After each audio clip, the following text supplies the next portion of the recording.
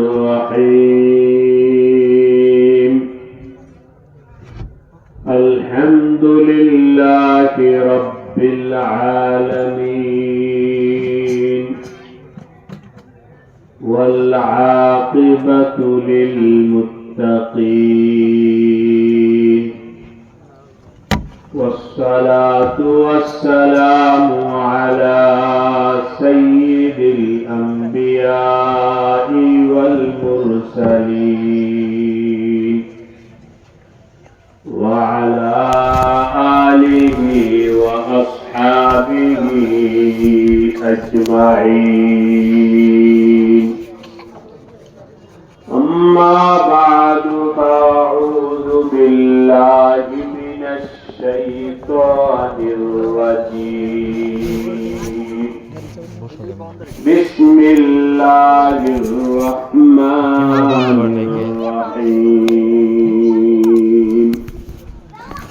هم الذين يقولون لا تنفقوا على من عند رسول الله حتى ينفضوا ولله خزائن السماوات والأرض ولكن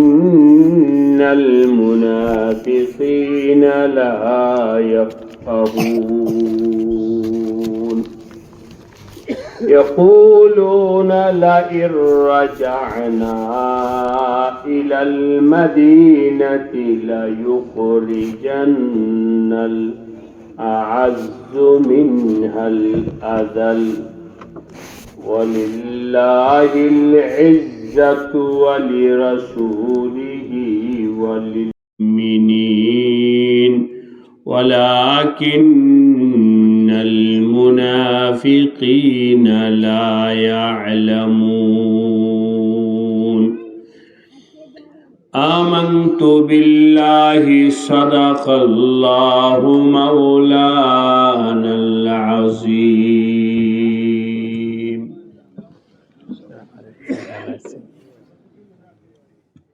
ভিডিওটা একটু বন্ধ করতে হবে তুমি আরে বন্ধ করতে বাবা ভিডিও আমার ভিডিওটা করবেন না রেকর্ড হতে পারে কিন্তু ভিডিও আপনার বয়ান রেকর্ড হইতেছে হ্যাঁ ভিডিও হচ্ছে না তো ছবি হচ্ছে নি হ্যাঁ না ছবি সারা আল্লাহ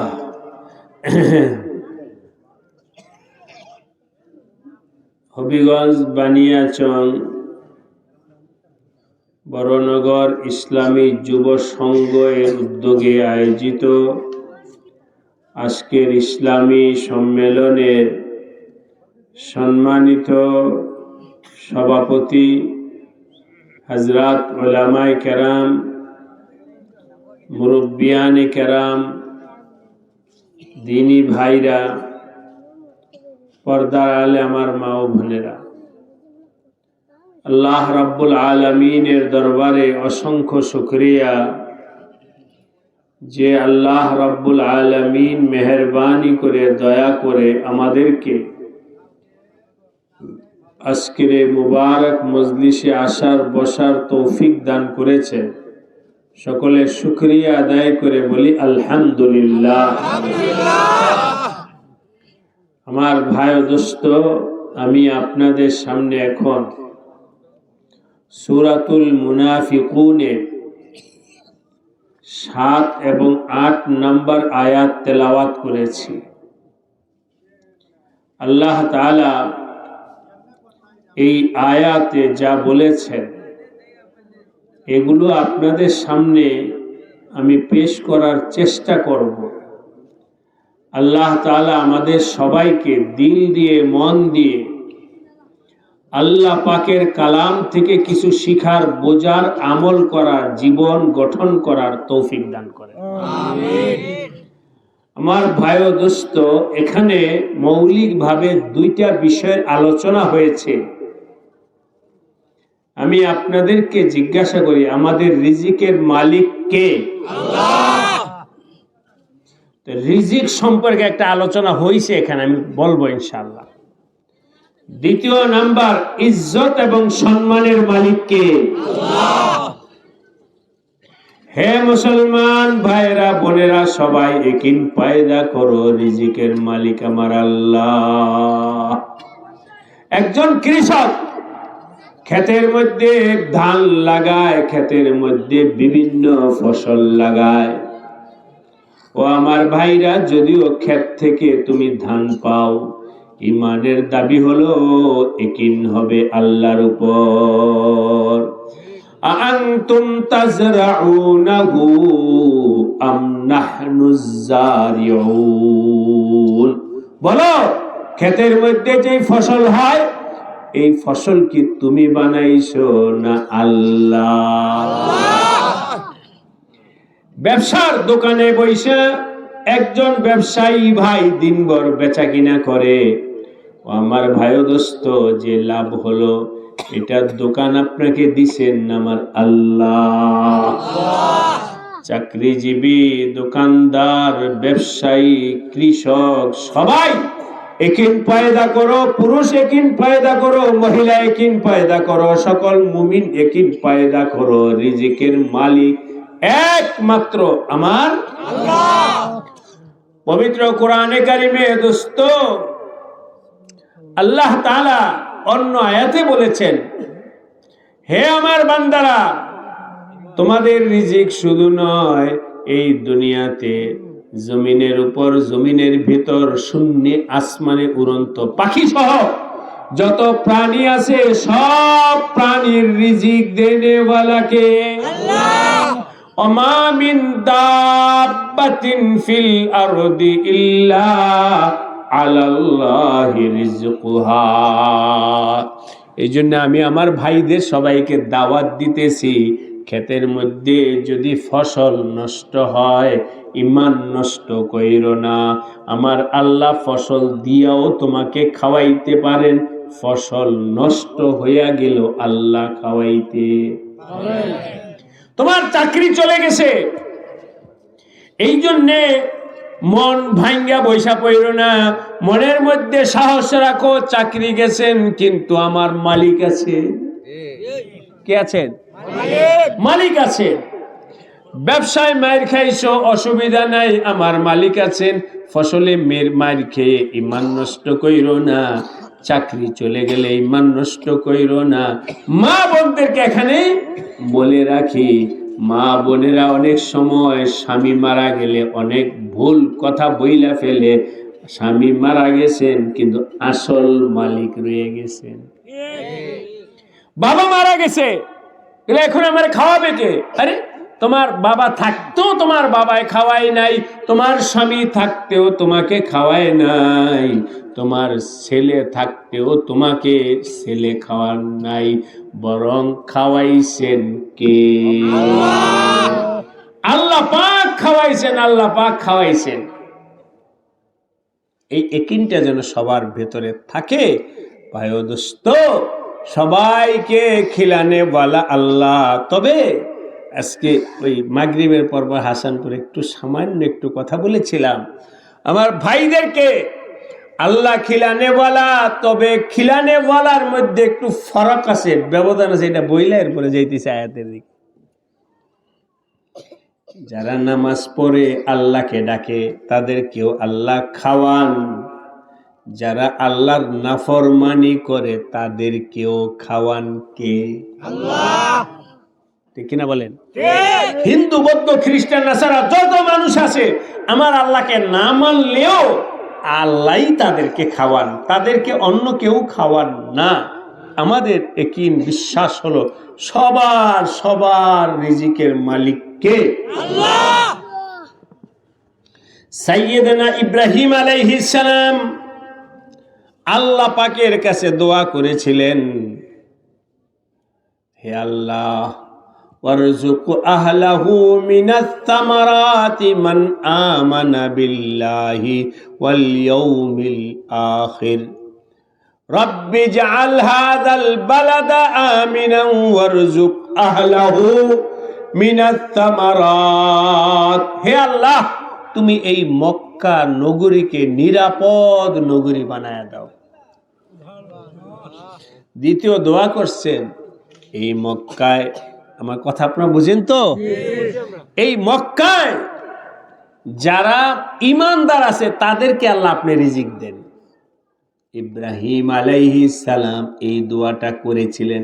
কেন ওইদিকে আমি গেলাম না, কিন্তু উনি বলছেন আল্লাহ মান আমানা বিল্লাহ, হে আল্লাহ তোমাকে যারা মানে তাদেরকে তুমি রিজিক দাও। সংক্ষেপে বলতে গেলে বলতে হয় ইব্রাহিম আলাইহিস সালাম ইমানদারদের জন্য দোয়া করেছেন। আমার আল্লাহ বলেন, হে ইব্রাহিম, যারা আমাকে মানে তাদেরও আমি রিজিক দিব। ওয়ামান কাফারা, যারা কাফের তাদেরকেও আমি রিজিক দিব। রিজিক সবার জন্য, রিজিক সবার জন্য, কিন্তু ব্যবধান আছে, ব্যবধান আছে। ও আমার ভাইরা, কাফের মুশরিক ইহুদি নাসারা গুনাহগার পাপাচারকে আল্লাহ দুনিয়াতে খাওয়াবেন, কিন্তু আখিরাতে কষ্ট পাবে। উমাত্তিউহু কালিলা, তাদের রিজিকটা শুধু দুনিয়াতে। রিজিকটা কোথায়? দুনিয়াতে। আর ইমানদারদের রিজিক দুনিয়াতেও আখিরাতেও। বলেন দুনিয়াতেও আখিরাতেও। ইমানদারদেরকে আল্লাহ দুনিয়াতেও খাওয়াবেন, আখিরাতেও খাওয়াবেন। কাফের মুশরিক নাফরমানদেরকে আল্লাহ কোথায় খাওয়াবেন? দুনিয়াতে। শুধু দুনিয়াতে, আখিরাতে দোস্ত মজার খানা তারা পাবে না। এখন আপনাদেরকে জিজ্ঞাসা করতে চাই, বাবারা মায়েরা বলেন, আপনাকে দুনিয়া আখিরাতে দুটোটাই চান না শুধু দুনিয়া? রব্বানা আতিনা ফিদ দুনিয়া হাসানাতাও ওয়া ফিল আখিরাতি হাসানাহ, হে আল্লাহ দুনিয়াতে আমাদেরকে সুখ শান্তি দান করো, আল্লাহ আখিরাতেও সুখ শান্তি দান করো। মাঝখানে যেহেতু কথা আসছে এই জন্য আমি আগে মজবুত কইরা নেই। বলেন দুনিয়া এবং আখিরাতে উভয় জায়গায় রিজিক এবং আরাম শান্তি পাইতে হলে কয় কোটি টাকার মালিক হতে হবে? বলতে পারবেন আপনারা? টাকা লাগবে না। বলেন আল্লাহু আকবার। আরেকবার বলেন, কি লাগবে না? টাকা লাগবে না, ক্ষমতা লাগবে না। দুনিয়া আখিরাতে ভালো ইজ্জতের রিজিক পাওয়ার জন্য দোস্ত না টাকা লাগবে না ক্ষমতা লাগবে, সেখানে পাইতে হলে দোস্ত ঈমান এবং আমল লাগবে। কি লাগবে? ঈমান এবং আমল। এখন আপনাদেরকে আমি জিজ্ঞাসা করি, আপনাদের পক্ষে এই বানিয়াচং একেবারে প্রায় শহর থেকে অনেক দূরে, বড়নগর এলাকা, প্রত্যন্ত অঞ্চলে, এই এলাকার মানুষ ঈমান এবং আমল ঠিক করতে পারে কিনা? পারে। কিন্তু যদি আল্লাহ পাক বলে দিতেন 10 কোটি টাকার মালিক যারা, এদেরকে দিব আমি জান্নাতে, তাহলে এই এলাকায় 10 কোটি টাকা ওয়ালা মানুষ নাই, ও থাকলে কম। কিন্তু এই জায়গায় এখানে যারা আছেন আমার ভাই ও দোস্ত, আখিরাতে জান্নাতে আল্লাহ পাকের দেওয়া রিজিক পাওয়ার আপনাদের সাহস আছে কিনা? আছে। হাত উঠান দেখি। আছে। আল্লাহ সবাইকে তৌফিক দান করেন। আমিন। হাত নামান। কি করতে হবে? ঈমান এবং আমল ঠিক করতে হবে। বলেন কি লাগবে? ঈমান আর আমল ঠিক। রাজি আছেন? ইনশাআল্লাহ। ঈমান এবং আমল দোস্ত কোথায় থেকে ঠিক করবেন? ঈমান এবং আমল ঠিক করার বর্তমান জামানায় নিরাপদ জায়গা হলো উলামায়ে হক্কানি। উলামায়ে কেরামের ধারস্থ হওয়া ছাড়া, উলামায়ে কেরাম শিক্ষক ছাড়া দোস্ত, শিক্ষক ছাড়া ঈমান ঠিক হবে না। ঠিক কিনা বলেন?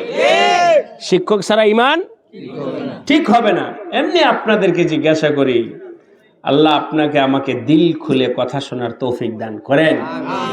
ও ভাইরা বলেন তো, কাঁঠাল গাছে কি হয়? আম গাছে এটাই আমার আল্লাহর নিজাম। কাঁঠাল গাছে কাঁঠাল হবে, আম গাছে আম হবে। যদিও আমার আল্লাহ কাঁঠাল গাছে আম দিতে পারেন, কিন্তু আল্লাহ পাকের দুনিয়ার নিজাম হলো কাঁঠাল গাছে কাঁঠালই হবে, আম গাছে আমই হবে। এটা যেমন সত্য কথা, ঈমান শিখতে হলে ঈমানদারের কাছেই শিখতে হবে। ঠিক কিনা বলেন? এই যে এখানে শাইখুল হাদিস সাহেব হুজুর বসা আছে, আরো উলামায়ে কেরাম আছেন। ঈমান আমার ভাই ও দোস্ত, ঈমান শিখতে হলে আলেমদের কাছে যাইতে হবে। আলেম ছাড়া, জাননেওয়ালা ছাড়া, হাতুড়ি ডাক্তারের কাছে গেলে রোগীর অবস্থা যা হয়, ঠিক এমনি ভাবে আলেম ছাড়া দিন শিখতে গেলে তাই হবে। আর আমাদের হুজুরা মজাক করে বলতো, যুক্তিবাদীর কাছে গেলে তার কোনো কথা নাই। যুক্তিবাদীরা একজনে বলতেছে, শোনেন, এটা বললে আমি ইনশাল্লাহ আয়াত শুরু করে দিব। কথায় কথায় আসে, একজন তাল গাছে উঠছে। তাল গাছে তো আছে আপনাদের? আমি তো আসার সময় নজরও পড়লো না এলাকায় কোনো তাল গাছ। আচ্ছা, কম না? ওগুলো আছে ফরিদপুর এলাকায়, অনেক তাল গাছ আছে। তাল গাছ, যাই হোক, তাল গাছে উঠছে। তাল গাছ উপরে অনেক উঁচু না? এখন নিচের দিকে তাকায় দেখে আমি অনেক উপরে উঠছি, নামবো কিভাবে? সাহস পাইতেছে না। তাল গাছ থেকে কিভাবে নামবে সাহস পাইতেছে না। এখন একজন যুক্তিবাদী এসে আমার কাছে বুদ্ধি আছে। কি বুদ্ধি বলেন? আমরা একটাই, তুমি যে উপরে আছো, আমরা একটা রশি ফিকা মারতেছি, তুমি ধরো। আচ্ছা, রশি যখন ফিকা মারছে, রশি ফিকা মারার পরে বলতেছে মজায়, কোমরে ভালো করে রশিটা বাঁধো। ঠিক আছে, বাঁধলে আমরা নিচে থেকে কয়েকজন টান দিব, তো তৈরি করবো। বোঝেন নাই? কতক্ষণ লাগবে নামতে? 1 মিনিটের ব্যাপার। আচ্ছা, সবাই সহজ, 1 মিনিটের মধ্যে নামায় নিয়ে আসবো। ধর রশি বাঁধছে। আচ্ছা, রশি দিয়া যখন মাজা বাঁধছে, নিচে থেকে যখন 5 জনে মিলে টান দিছে, আসছে কিনা? কি অবস্থা? খালাস, মাসলা শেষ। বুঝেন নাই? আচ্ছা, এই মরল কে লোকটা? বুঝলাম না তো, মরার তো কথা না, মরল কেন? বলছে কেন, আমরা এই কিছুদিন আগে এমন একজন কূপের মধ্যে পড়ে গেছিল। কূপ চিনেন? কি বলে আপনাকে লাগে? কুয়া। আচ্ছা, কোথায় কুয়াই বলে, কুয়ার মধ্যে পড়ছে একজনে। তো এলাকার মুরব্বীরা বলছে আমি রশি দেই, মাজার মধ্যে বান্ধব, টান্দা উঠায় ফেলবো। তো ওই যে নিচ থেকে যদি টান্দা উঠানো যেত, উপর থেকে তো টান দিই নামান যাইব। কাদের কাহিনী এটা? যুক্তিবাদীরা এরকমই বলবে, দোস্ত, যুক্তিতে দিন চলবে না। ঠিক কিনা বলেন? যুক্তিতে দিন চলবে না। দিনের দাম আল্লাহর কাছে যুক্তির অনেক উপরে। কোরআন শরীফ কি যুক্তিতে নাজিল হয়েছে না আসমান থেকে? সুতরাং আমার ভাই ও দোস্ত, কথায় কথায় বইলা গেলাম, তোমার যুক্তিতে ঈমান চলবে না, ঈমান চলবে আলেমদের কথায়। এজন্য আমাদের ঈমান আর আমল ঠিক করতে হবে আলেমদের থেকে। আলেমদের থেকে, পড়নেওয়ালা, জাননেওয়ালা, তাদের থেকে ঈমান আমল ঠিক করব। আর হাত পাও ভাঙে গেলে ঠিক করব কার কাছে? হাত পা ভাঙলে ঠিক করব কার কাছে? ঘর ভাঙলে ঠিক করব ইঞ্জিনিয়ারের কাছে। বিল্ডিং ভাঙা গেলে দোস্ত ঠিক করব ইঞ্জিনিয়ারের দ্বারায়। হাত পাও ভাঙলে ঠিক করব ডাক্তারের দ্বারায়। ঈমান ঠিক করব ডাক্তার সাহেবের দ্বারায়, ইঞ্জিনিয়ারের দ্বারায়।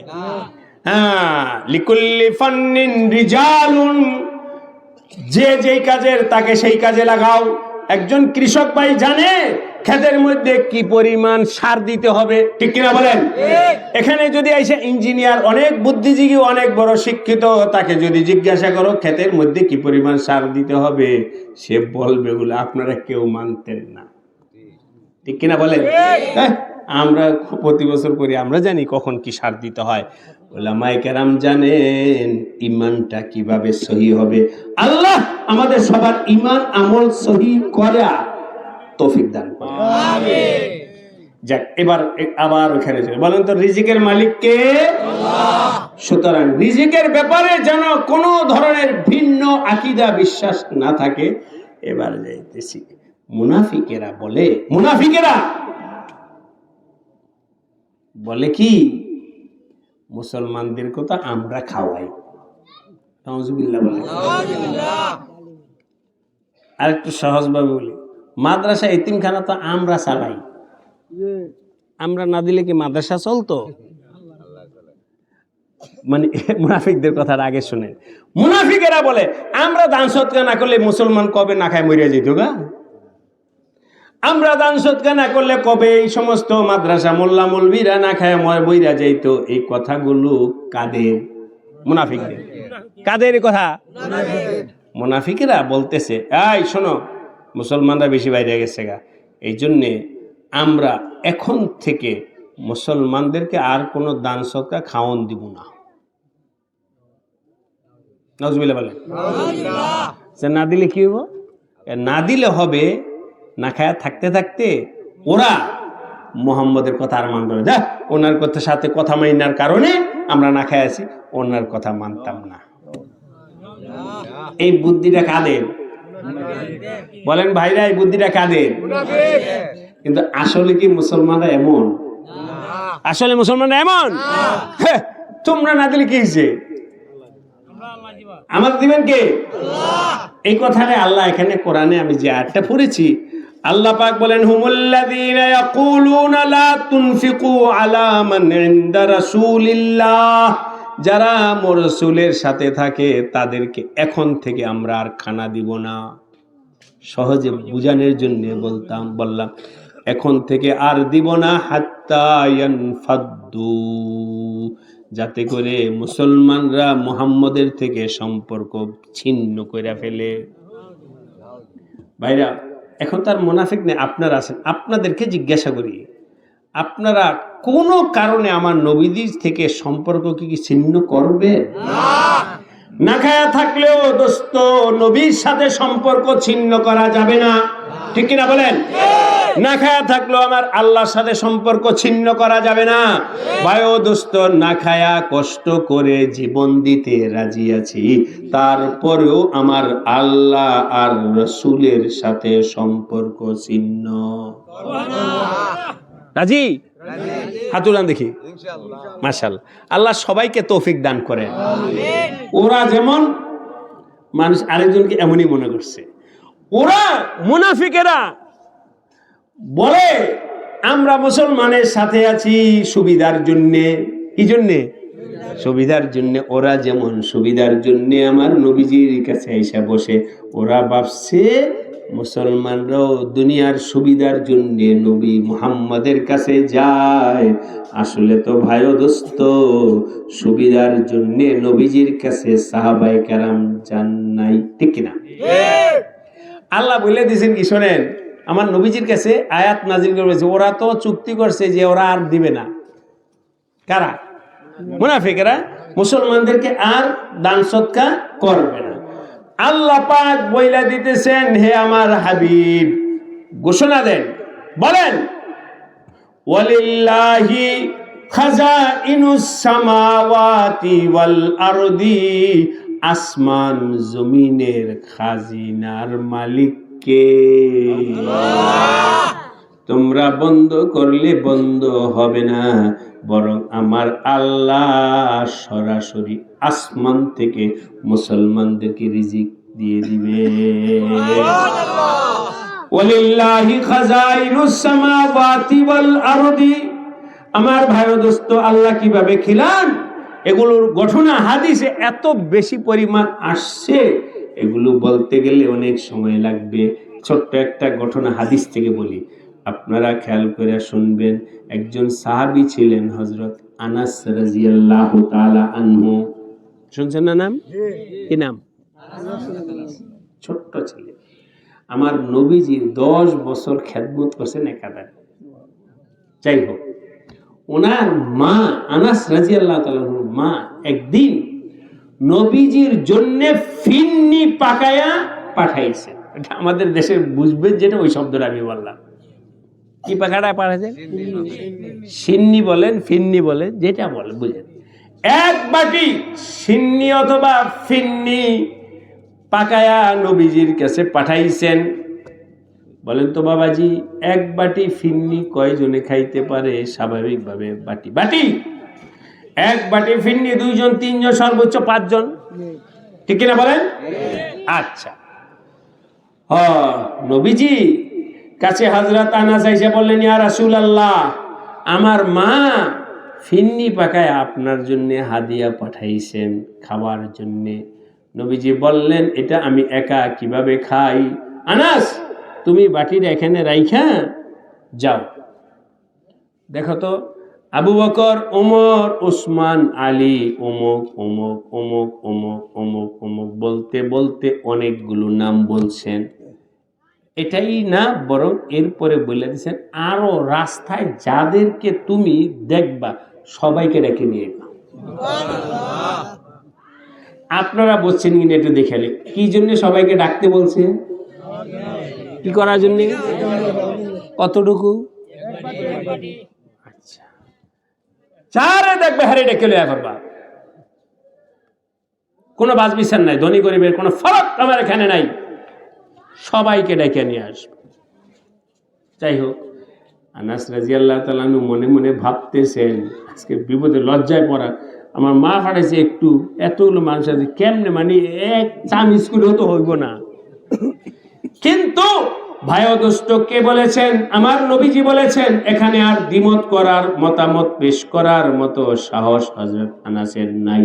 হযরত আনাস বের হইছেন, যাই ডেকে নিয়ে। নবীজি যাদের নাম বলছে তাদেরকেও ডাইকে আনছেন, আর নবীজি তো বইলেই দিছেন, পথে যাদেরকে পাইবা সবাইকে নিয়ে আসবা। গেছেন, গিয়া মোটামুটি ভাবে আনছেন। আনার পর নবীজি বলেন, আমার রুমে তো এতগুলো মানুষ একসাথে জায়গা হবে না, তোমরা একটা কাজ করো, 10 জন খাও, বাকিরা ওয়াইটিং এ থাকো। 10 জন খায়, এই 10 জন বের হবে, এরপরে বাকি আবার 10 জন আসবে, বাকি আবার 10 জন, এভাবে 10 জন 10 জন করে আসতে থাকো আর খাইতে থাকো। আরো জোরে বলেন আনাস, সবাই খাওয়াইতে থাকো। হযরত আনাস রাদিয়াল্লাহু তাআলা আনহু চামিচ দিয়ে সবাইকে বাইরে বাইরে খাওয়াইতেছেন, আর প্রত্যেক মুহূর্তে চিন্তা করতেছেন, এই যেন শেষ হয়ে গেল, এই যেন শেষ হয়ে গেল, এই যেন শেষ হয়ে গেল। কিন্তু সবাইকে খাওয়ানোর পর নবীজি বললেন, আনাস তুমি খাও।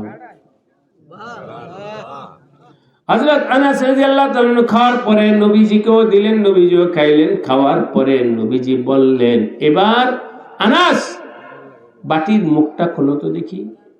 মুখটা খুইলা দেখেন, মা যেই পরিমাণ খানা দিয়েছিলেন ওই পরিমাণই রয়ে গেছে। কাদেরে কুদরত দারি হরচ খাদ আকুনি মুরদারা জিন্দা কুনি, ও জিন্দারা মুরদা কুনি।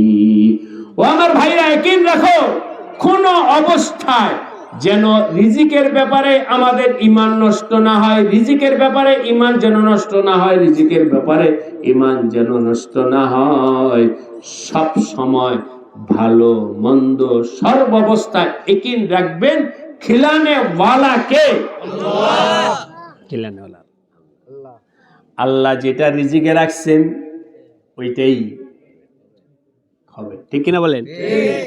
আল্লাহ পাক যেটা রিজিকে রাখেন নাই সেটা হবে না। আল্লাহ আমাদের সবাইকে তৌফিক দান করেন। আল্লাহ পাক বইলা দিলেন, শোনো মুসলমান, ইহুদি খ্রিস্টান নাস্তিক মুরতাদ মুনাফিক কাফের যত বড় ক্ষমতাওয়ালা, যত বড় শক্তিওয়ালা পয়সাওয়ালা তোমাদেরকে বলুক না কেন, আমি তোমারে খাওয়াবো না, আমি তোমারে দিব না, তোমার চাকরি নোট করে দিব না, বিন্দু পরিমাণও মনটা খারাপ করবেন না, কারণ ও খাওয়ানোর কোনো কি নেই, ক্ষমতা নাই। মালিককে মহাব্বতের সাথে বলেন, লা ইলাহা ইল্লাল্লাহ, লা ইলাহা ইল্লাল্লাহ, লা ইলাহা ইল্লাল্লাহ, লা ইলাহা ইল্লাল্লাহ, লা ইলাহা ইল্লাল্লাহু মুহাম্মাদুর রাসূলুল্লাহ সাল্লাল্লাহু আলাইহি ওয়াসাল্লাম। এবার আপনাদেরকে আর কিছু প্রশ্ন করব, রিজিকের মালিক কে? আল্লাহ। সুতরাং একবার একটা কিচ্ছা বলতেছে আমাদের ওস্তাদ হযরত মাওলানা আব্দুল হক আজমি রহমাতুল্লাহ আলাইহি, যখন আমরা দারুল দেওবন্দে পড়ি, বুখারীর সবকে এই রিজিকের ব্যাপারে যখন আলোচনা আসছে তো হুজুর কিচ্ছা শুনাইছে। এক মাওলানা সাহেব ওয়াজ করছে যে আল্লাহ যদি খাওয়াইতে চায় তাহলে তুমি খাইতে না চাইলেও আল্লাহ খাওয়াবে। আরে খাইতে না চাইলে জোত মার করে আল্লাহ খিলায়েঙ্গে, জোতাদা ফিডা হইলেও আল্লাহ খাওয়াবে। তাই একজন শ্রোতা বয়ান শুই না বলছে, আমি একবার দেখবো আল্লাহ আমারে কেমনে খাওয়ায়, আমি খাবো না। আচ্ছা খাবো না, দেখি আল্লাহ কেমনে। হুজুর বললো যে জোতা মেরে হইলেও খাওয়াইবো আল্লাহ, আমি একটু দেখে খানা বাটির মধ্যে পাকায় টাকায় খানা নিয়ে সফরে বেরিয়েছে, খানা খাবে না। চলতে চলতে ক্লান্ত হয়ে ঘুমায়া পড়ছে। আমার একটা উদ্দেশ্য আছে বলবো, এক তো হয়েই গেছে আমাদের ইমান একিনটা রাখতে হবে রিজিকের ব্যাপারে না, আর এরপর আর একটু কথা বলবো। ভাই দোস্ত, চলতে চলতে ঘুমায়া পড়ছে। ও তো খানা বাটিতে আছে কিন্তু খাবে না, আল্লাহ কিভাবে খাওয়া এটা দেখবে। ঘুমায়া পড়ছে।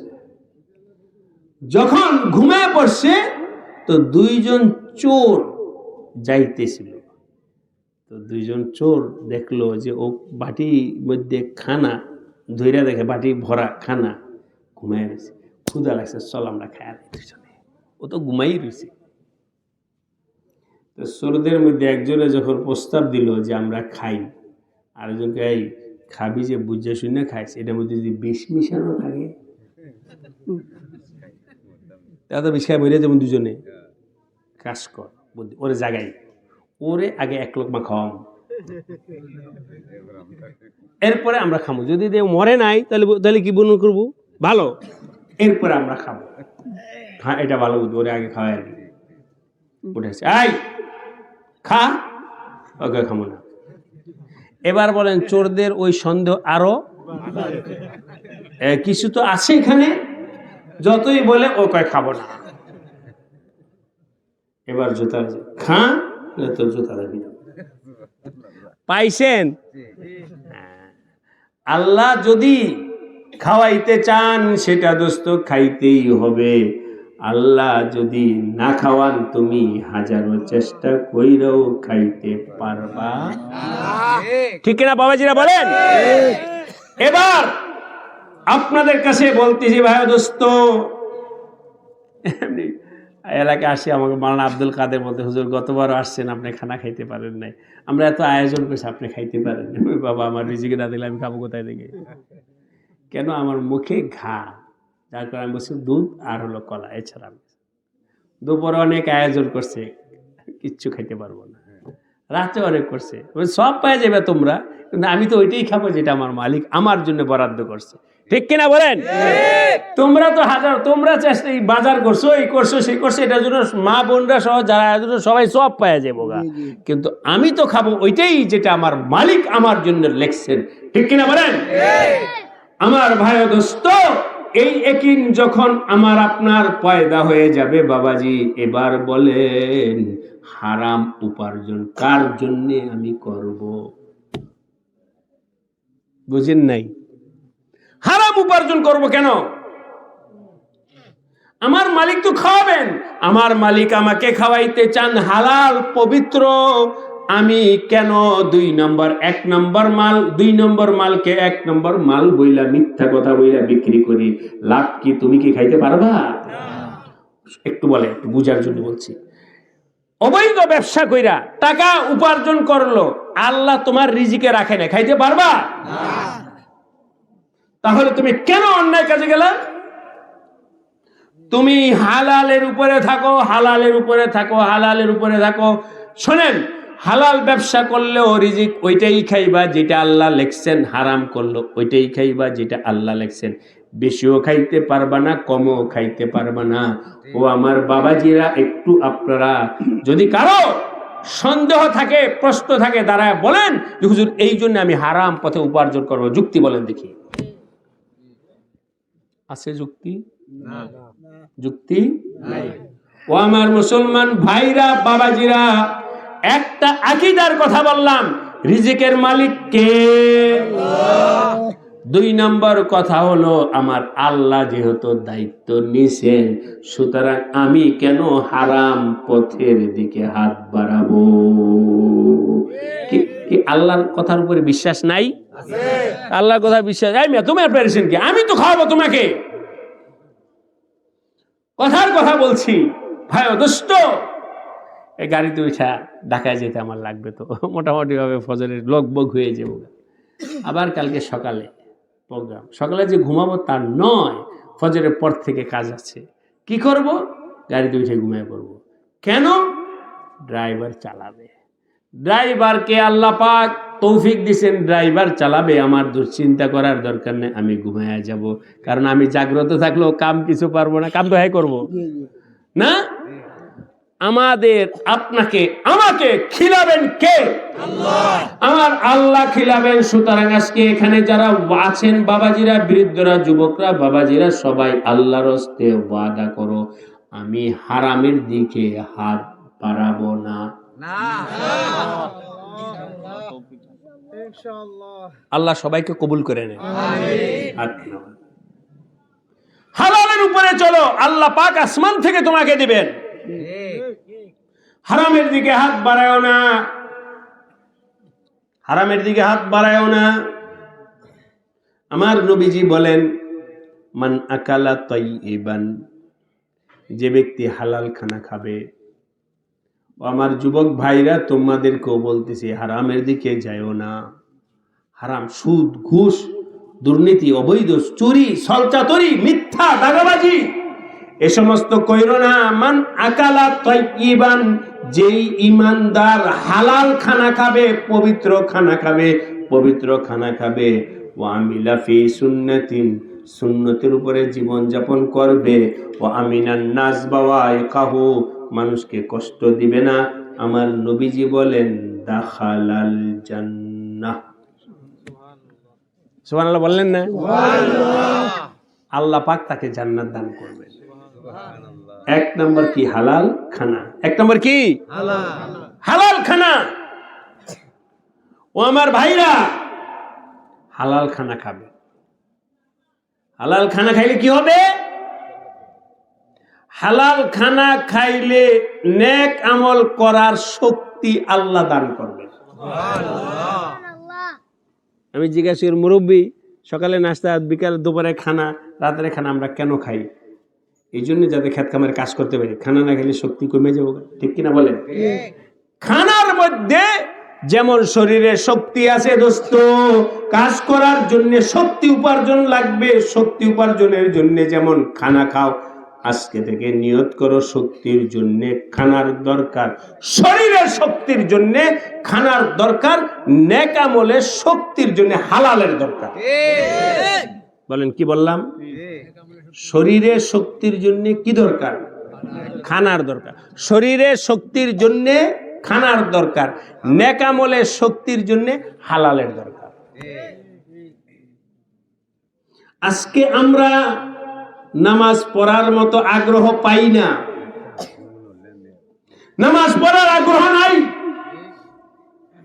আল্লাহর পথে চলার আগ্রহ নাই, আল্লাহ ওয়ালাদের সোহবতে যাওয়ার আগ্রহ নাই, জিকির করার আগ্রহ নাই, তেলাওয়াত করার আগ্রহ নাই। কারণ শক্তি নাই।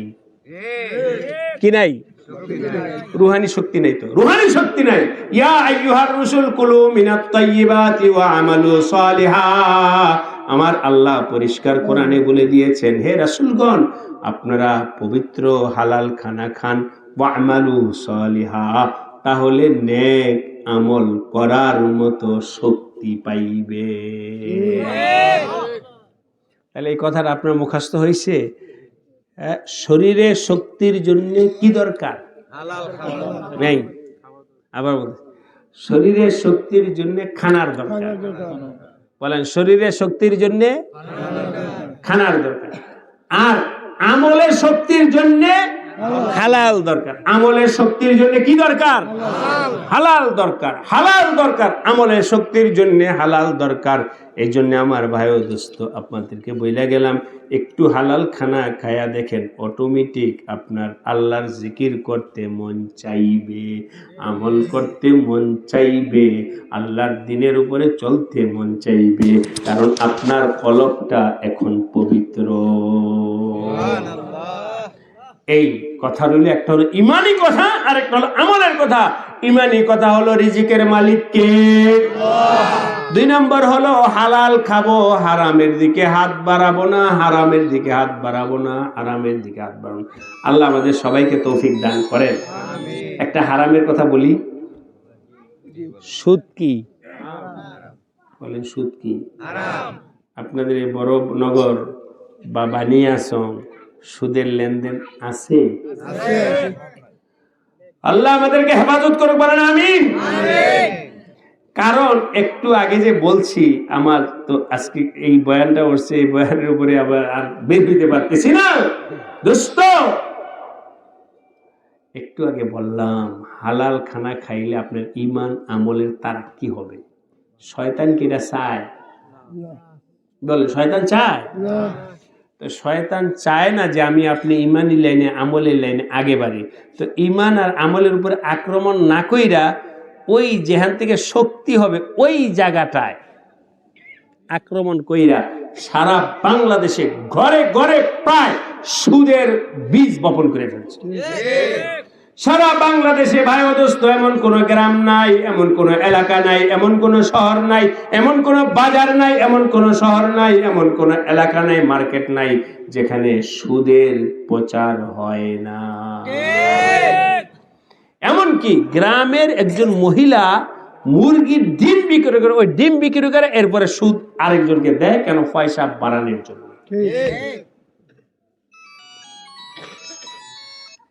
একটা ছোট্ট একটা কারগুজারি শুনে দিয়েছে। কয়েকদিন আগে আমার কাছে একটা যুবক ছেলে বায়াত হয়েছে। বায়াত হওয়ার পর আমি একটা চিঠি লিখছি জেনারেল, এবং তবলিগেও সময় লাগাইছে। বলতেছিল, হুজুর আমি তো অনেক পেরেশানিতে আছি। কি? একটা প্রাইভেট কোম্পানিতে জব করি, আমার বেতন হলো 15,000 টাকা। কত? 15,000। বলবো আপনি বুঝবেন তো?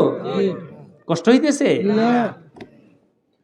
দোস্ত বেতন 15,000 টাকা। আচ্ছা, পরে আমার বাবা অসুস্থ হয়ে গেছে, বাবার উপার্জন নাই, ঘরের আমি বড় ছেলে, ঢাকায় বাসা ভাড়া দিয়ে 15,000 টাকা দিয়ে একটা ফ্যামিলি চলতে পারে না। এখন মা কি করছে শোনেন, মায়েরা যেন শোনেন, মার কিছু স্বর্ণ ছিল, এই স্বর্ণের অর্ধেক, কারগুজারি শুনাইতেছি, স্বর্ণের অর্ধেক বিক্রি কইরা টাকাটা মা ব্যাংকে রাখছে। টাকা রাখছে কোথায়? ব্যাংকে টাকা রাখলে টাকা কি পাওয়া যায়? বাড়ে না? সুদ পাওয়া যায়। প্রতি মাসে একটা সুদের অঙ্ক আসে, ওই টাকাটা দিয়ে, আর আমার 15,000 টাকা দিয়ে সংসারটা চলে। কিন্তু টাকা আরো দরকার। এই জন্যে মা নিয়ত করছে অর্ধেক স্বর্ণ বিক্রি করে ব্যাংকে রাখছি, তাই কথার কথা 20,000 টাকা পাই, তার বাকি যদি বিক্রি করে রাখি তো 40,000 টাকা পাবো। মূল পুঁজিটা রয়ে গেল, আর প্রতি মাসে কত? 40,000 টাকা পাইলাম। কথার কথা ধরে, তাহলে আমাদের সংসারটা চলবে, এই নিয়ত করছে। আমি তো বুঝতেছি মা যা করতেছে সেটা হালাল না হারাম? সুদের দিকে যাইতেছে। মাকে আমি বললাম, হে আমার মা, তুমি সুদের দিকে যাইতেছো।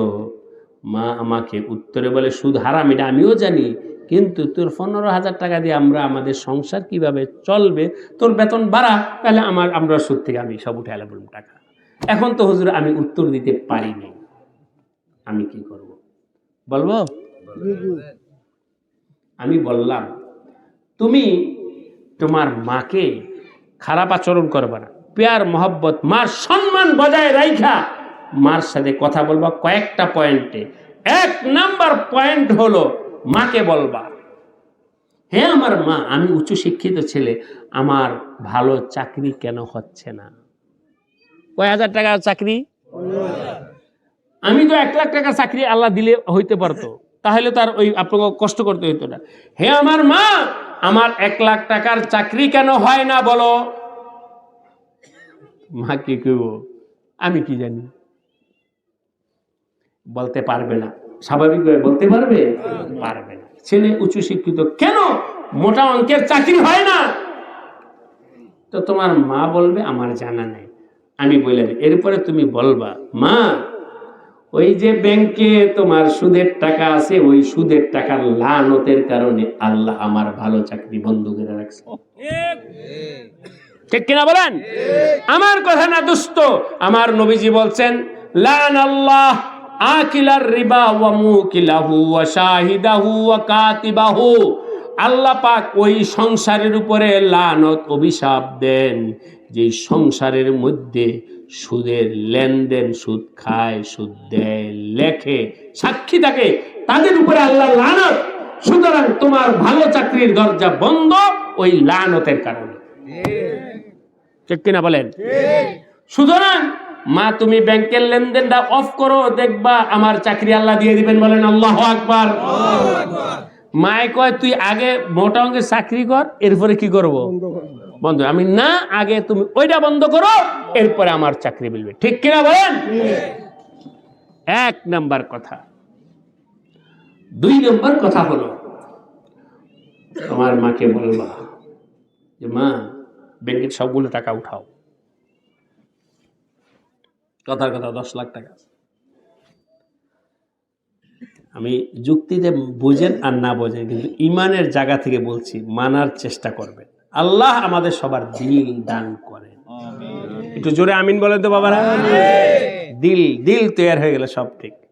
আলহামদুলিল্লাহ। নাম বলবো না, কিচ্ছু বলবো না। কিছুদিন আগে গত মাসে নভেম্বরে এসলাহি জ্বর হয়েছে মুন্সিগঞ্জে, 3 দিন ব্যাপী এসলাহি। এই যে ওনারা গেছেন, মুরব্বীরা কারা কারা গেছেন হাত তুলান তো দেখি। ওনারা গেছিলেন। আচ্ছা, হাত নামান। 3 দিন মুন্সিগঞ্জে এসলাহি জ্বর হয়। সেখানে ওয়াজ মাহফিল না, মানুষের ইমান আমল জিন্দেগি পাল্টানোর জন্য। একটা ছেলে 3 দিন সেখানে থাইকা কান্নাকাটা কইরা অস্থির হয়ে গেছে। হুজুর, অবৈধ উপার্জন ছিল, কিন্তু ওয়াদা করছি না খায়া মরবো, আর অবৈধ উপার্জন করবো না। বলেন আল্লাহু আকবার। পেটের অভাবে 3 দিন এসলাহি জোরে থাকার পরে, পেটের অভাবে যখন অভাব আসছে, তখন ভাবি আবার অবৈধ পথে হাত বাড়াই। কিন্তু ভাই দোস্ত, শুধু ওর কথাটা আপনাদের একিন পায়দা হওয়ার জন্য বলছি, যখনই আমি অবৈধ পথে হাত বাড়াই, তখন আপনার ছবিটা আমার সামনে ভাইসা ওঠে। কারণ ওয়াদা করে আসছি, ওই এসলাহি জোরে ওয়াদা করে আসছি, হারাম পথে যাব না। ওই ওয়াদাটা আমার মাঝখানে চলে আসে। হেদায়েতের মালিক কে? আল্লাহ। একিন করো, দিলের ভিতরে মজবুত করো। আমার ভাই ও বাবাজিরা, একটু মানো মাইনা দেখো, আমার আল্লাহ পাক ওয়ালিল্লাহি খাজাইনুস সামাওয়াতি ওয়াল আরদি, আমার আল্লাহর কাছে দরজায় কোনো জিনিসের অভাব নাই। তোমার ফ্যামিলির সদস্য কয়জন? 10 জন। লাখো মানুষ, সারা দুনিয়ার মানুষকে খাওয়াইলো, আল্লাহরটা ঠেক শেষ হবে না। ঠিক কিনা বলেন? তুমি আর কয় টাকা খাইবা? যাই হোক, 2 নাম্বার, মার আছে কয় লাখ টাকা? 10 লাখ। কথার কথা, মাকে বলো, মা সবগুলো টাকা উঠায়া আমার 15,000 আর সংসারে যা ঘাটতি থাকে ওইটা পূরণ করো ওই 10 লাখ টাকা থেকে। কথার কথা, যদি 1 লাখ টাকা আনতে হয়, ওই জমাও 1 লাখ টাকা আইনা আর 15,000 টাকা মিলা সংসারটা চালাও। পরের মাসে 1 লাখ, পরের মাসে 1 লাখ। তো তোমার মা কইব 10 মাস যদি আমাকে শেষ হয়ে যাবো, পরে কি হইব? মানে কে আছে? আরে তোমার শেষ হইতে হবে না, হিম্মত করে টাকাটা উঠায়া এখান থেকে খরচ করা শুরু করো, দেখবা আল্লাহর পক্ষ থেকে রহমতের দরজা খুলে যাবে। বাংলাদেশের মানুষ এটা জমায় রাখতে চায়। জমাবা কেন? ব্যাংকে টাকা জমাবা কেন? যা আছে তা খাও, খাইতে থাকো। হাদিসের মধ্যে আসছে, আল্লাহ পাক আমাদের সবাইকে তৌফিক দান করেন, আল্লাহ পাক চোখ দান করেন, বলেন আমিন। ও আমার ভাইরা, আমি তো ঢাকায় গাড়িতে যাওয়ার সময় দেখাই একটু দেখাইলে পরে সামনে যাই। বলেন আমার নবীজি বলেন, এই মিয়ারা একটু পাখির দিকে তাকাও, একটা পাখির দিকে তাকাও, সকাল বেলায় খালি পেটে পাখিটা বের হয়ে যায়, কোথায় যায়? আপনাদের বানিয়ার সঙ্গে তার জন্য খানা পাকাইছে, এটা খাইতে যায়? বানিয়াচং মানুষ তার জন্য খানা ব্যবস্থা করে নাই, কোথাও নাই, সে জানেও না কোথায় যাইতেছে। কিন্তু আমার আল্লাহ এত বড় কুদরতওয়ালা দোস্ত, পাখির নাকের মধ্যে এমন আল্লাহ বাতাস রাখছেন, ও বাতাস পাইলেই বোঝে ওই ডাইনে খানা আছে। সুবহানাল্লাহ বলেন না? আপনারা কুকুর হাঁটতে দেখছেন? কুকুর হাইটা কিছুক্ষণ পরে আবার দাঁড়ায়, বোঝে যে কোন দিকে আমার রিজিক আছে। ব্যবস্থা করছেন কে? আল্লাহ। আপনি করেন নাই, আমি করি নাই দোস্ত, আমার আল্লাহ ব্যবস্থা করছেন। এই সকাল বেলায় পাখিটা বের হয়, কোথায় কি আছে কিচ্ছুই জানে না, বিকাল বেলায় যখন বাসায় ফিরে আমার আল্লাহ পেট ভইরা ফিরা। ঠিক কিনা বলেন? আপনাদের দেশে শিয়াল আছে? শিয়ালের জন্য কে খানা পাকাইছেন? কোন খানা তো পাকাই নাই, লাঠি লিয়ে দাঁড়ায় থাকে। যদি মুরগি আক্রমণ করে তাহলে পাইলে একে লাঠি দিয়ে মারিলাম। এই যে হুজুরদেরকে দেখো, শিয়ালের জন্য কেউই পাকায় নাই, বরং দেখলেই মাইরা ফেলবে, দেখলেই পিটাবে। কিন্তু তা সত্ত্বেও বলো তো, শিয়ালকে আল্লাহ খাওয়াইতেছেন কিনা? কে খাওয়াইতেছেন? আল্লাহ। সুতরাং আমার ভাই ও দোস্ত, একিন পয়দা করো, হারামের কাছে যাব না, সুদ খাবো না, দেব না। একটু হাত উঠান, আল্লাহ সবাইকে তৌফিক দান করেন। আয়াতের দ্বিতীয় অংশটা বলি। একটা মাসলা হইল, দ্বিতীয় মাসলা হলো ইজ্জতের মালিক কে? আল্লাহ। সম্মানের মালিক কে? আল্লাহ। ওরা বলে কি? কারা বলে? মুনাফিকরা। সংক্ষেপে বলছি, হুজুর আছেন, তাফসীর কিতাবে লম্বা আছে, বাবারা উঠাউঠা করেন, আমার বয়ান শেষের দিকে একটু শেষ কথাটা। তাবুকের যুদ্ধে নবীজি গেছেন, সংক্ষেপে বললাম। মুনাফিকেরা কয়, এবার তাবুক থেকে যখন আমরা মদিনায় ফিরে আসব, মুসলমানদের সাহস বাইরে গেছে গা। নাউজুবিল্লাহ বলেন। এদেরকে আমরাই তো আমুক এলাকায় থাকতে দিছি, এই জন্য বাইরে গেছে তো। সুতরাং আমরা এবার বাড়িতে গিয়া মদিনায় ওদেরকে আর থাকতে পারবো না। আমরা হলাম মদিনার বাসিন্দা, আমরা স্থায়ী এলাকাবাসী, আমরা ওই সমস্ত ফকির ফোকারা গরিবদেরকে এলাকা থেকে বের করে দিই। লানুখরিজান্নাল আ'আজ্জু মিনহাল আযাল।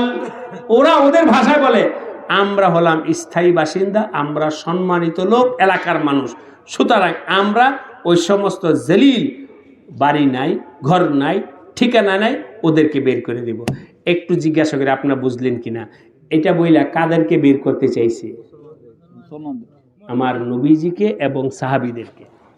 বলেন কাদেরকে? নবীজিদেরকে, নবীকে এবং সাহাবীদেরকে বলছে বের করে দিবে। কারা? মুনাফিকেরা। কারা? আল্লাহ কয়, এই জমিন কি তোদের না আমার? বলে জমিনের মালিক কে? আল্লাহ বলেন। আল্লাহ এত সুন্দর বলছেন। আল্লাহ বলে তোদের কথাটাই ঠিক আছে। বলবো? ওরা বলে আমরা হলাম স্থায়ী এবং ইজ্জতওয়ালা।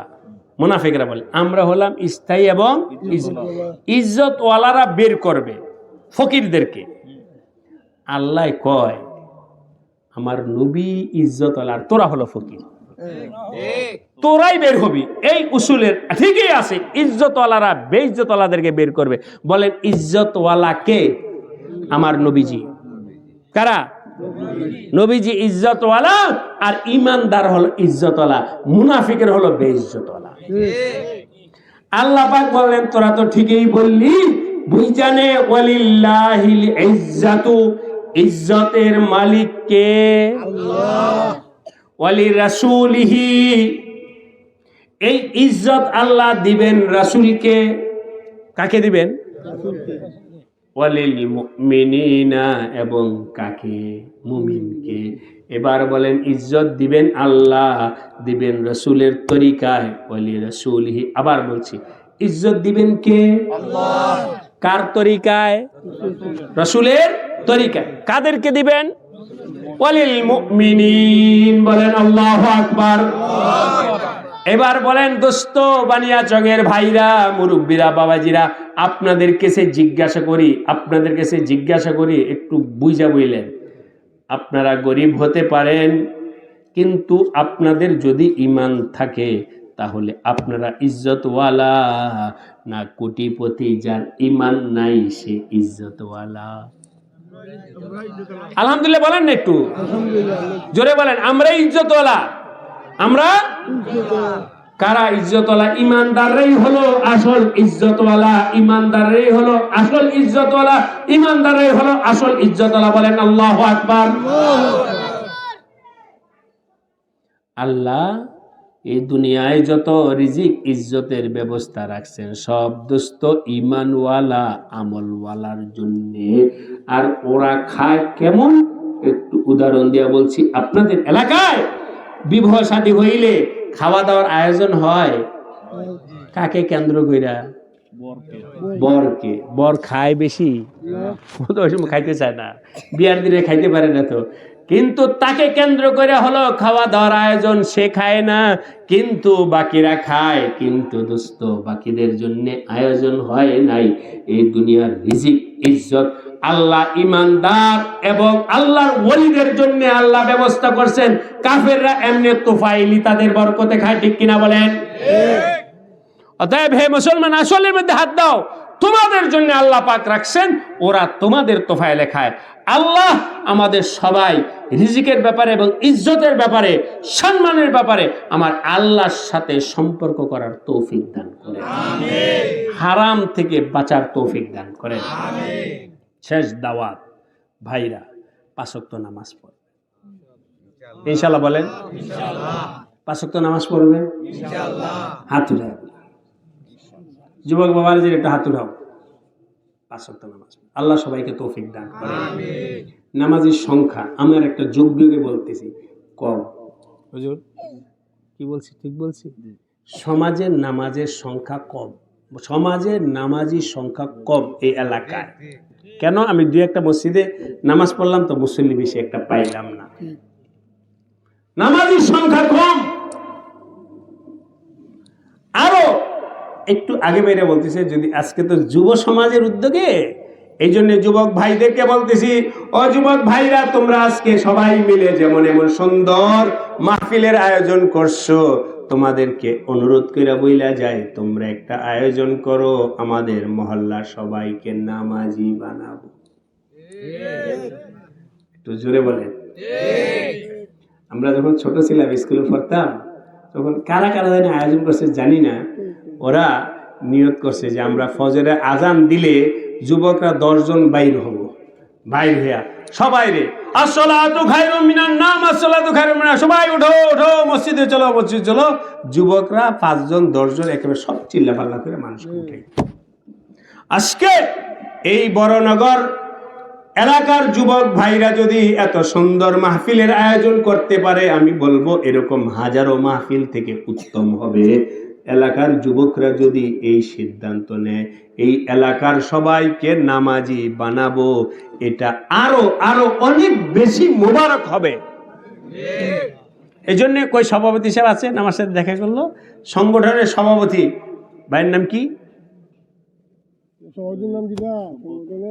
দেখেন দেখা করলো মাওলানা আব্দুল কাদের সাহেব, কামরুল ইসলাম, আমার ভাই কামরুল ইসলাম, সেক্রেটারি, আরো যারা আছেন আমার ভাইরা একটু ভালো করে শোনেন। আপনাদেরকে যেহেতু সংগঠন করছেন, সংগঠনের মৌলিক দায়িত্ব বলে দিয়ে যেতেছি, 1 নম্বর দায়িত্ব হবে এই এলাকার মানুষকে নামাজি বানানো।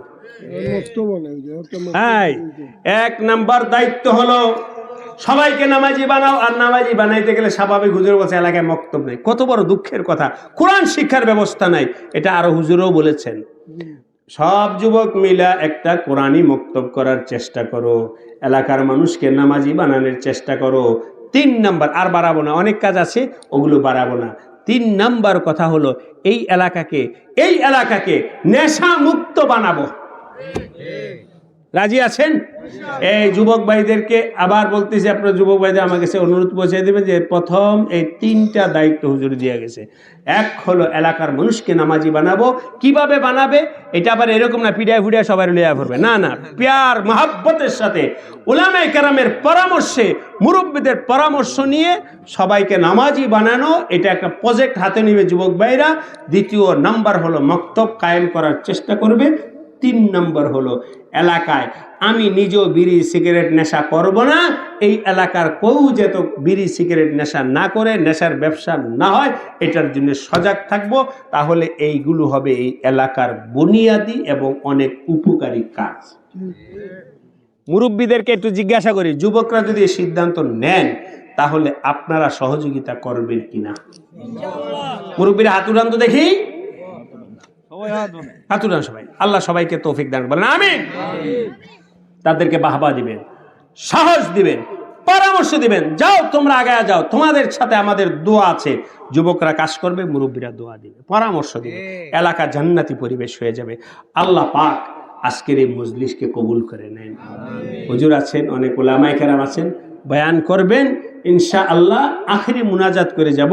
আমি দোয়া করি আল্লাহ পাক আমার যুবক ভাইদের এই উদ্যোগকে কবুল করে নেন, আজকের মজলিসকে কবুল করে নেন, সবাইকে মাফ করে দেন, সবার কথা অনুযায়ী আমল করবার